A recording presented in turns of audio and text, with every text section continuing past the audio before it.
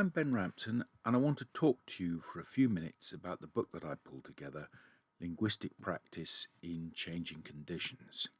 I think pulled together is probably the right formulation because I didn't just sit down and write it on my own. 9 other people contributed. And the writing itself, the research, the drafts and the discussions, have been going on for over a decade. So quite a bit of sustained, concerted, collaborative effort has gone into this book, and it's not just a personal vision. Okay, that sounds worthy, sounds weighty, but of itself, that doesn't necessarily make the book particularly interesting. Why should you actually bother to pick up the book and read it? Well, the book talks about big issues that a lot of people are interested in: race, ethnicity, social class, migration, citizenship, securitization, surveillance. But it's the angle, the optics, the kind of lens that we use that makes work like ours a bit different from what other social scientists do. So what is this angle? What are the optics? In technical shorthand, interactional sociolinguistics and linguistic ethnography. These are traditions that you can trace back at least to the 1970s, but they stay fresh, I think, because they keep close to the pulse of everyday life. They tune in to the tensions, the frictions, the pleasures, and the openings that people experience as things change in the worlds where they live and interact. So, race, ethnicity, social class, migration, citizenship, securitization, surveillance. Yes, but these aren't just academic abstractions. They're not academic abstractions, and they're not just headline political controversies.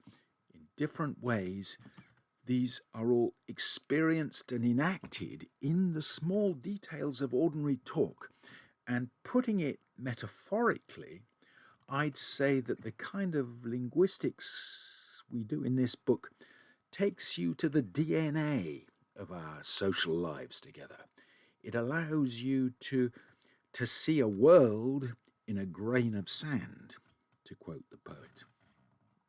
Okay, so if that's the perspective, what does it actually show?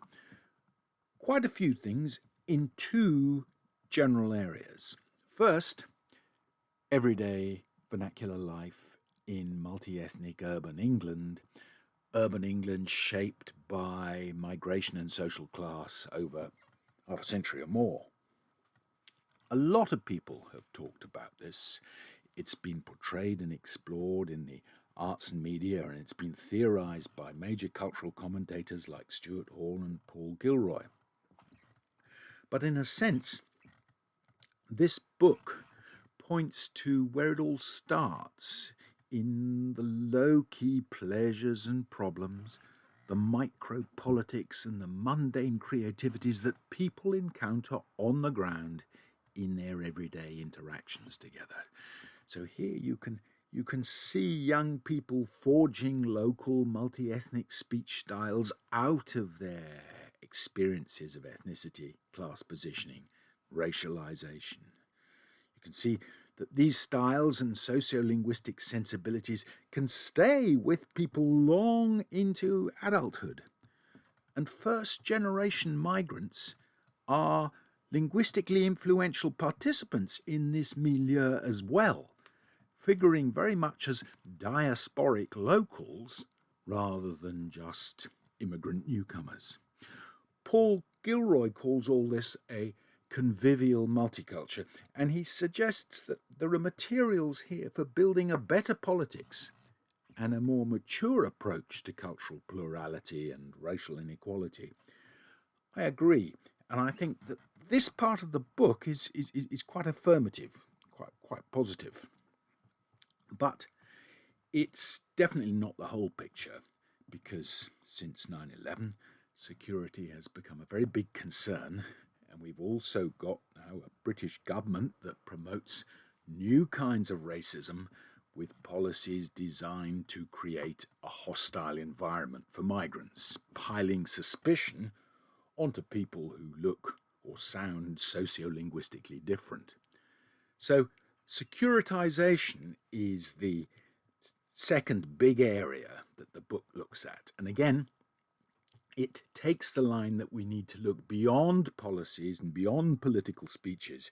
We need to remember that what actually happens on the ground can be different from what you might imagine sitting in an office or a library. So, for example, surveillance is a very hot topic at present, but somewhat amazingly, there's very little work on our everyday experiences of being surveilled, and that's a gap that the book tries to start filling. In fact, a lot of the main theories, concepts, and methods that we use in sociolinguistics have been developed in conditions of relative peace and stability, and they're not necessarily very well suited to understanding everyday life in securitized spaces where there's a lot of fear, suspicion, and potentially violent conflict. So the book also takes a look at the legacy of war in Cyprus, focusing on Greek Cypriot secondary school students learning Turkish, which until recently was very much the language of the enemy. In the end, we arrive at an account that's quite helpful for practical peace building, but on the way, we have to reject quite a lot of orthodox ideas about language teaching and intercultural understanding. No question, this is an academic book, but it's been written in the conviction that communication is basic to social life and that good, close analysis really matters. So there's also a substantial chunk of the book that spells out exactly what our perspective involves, exactly what kind of research program this is, how it relates to other types of research on language and society, how it connects with other disciplines, and what practical value it can have beyond the academy. So if you're a student or a researcher, there's methodological material here that can maybe help you with your own projects, your own analyses, and for the book, that would be the best outcome of all. In closing, let me just say that if you like what you've heard and want to see more, do have a look at our online working papers in urban language and literacies, which at the moment you can find on academia.edu.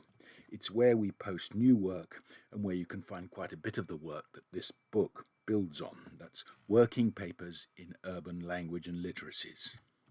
So that's my sketch of what the book is about. Thank you very much for your time and for your interest.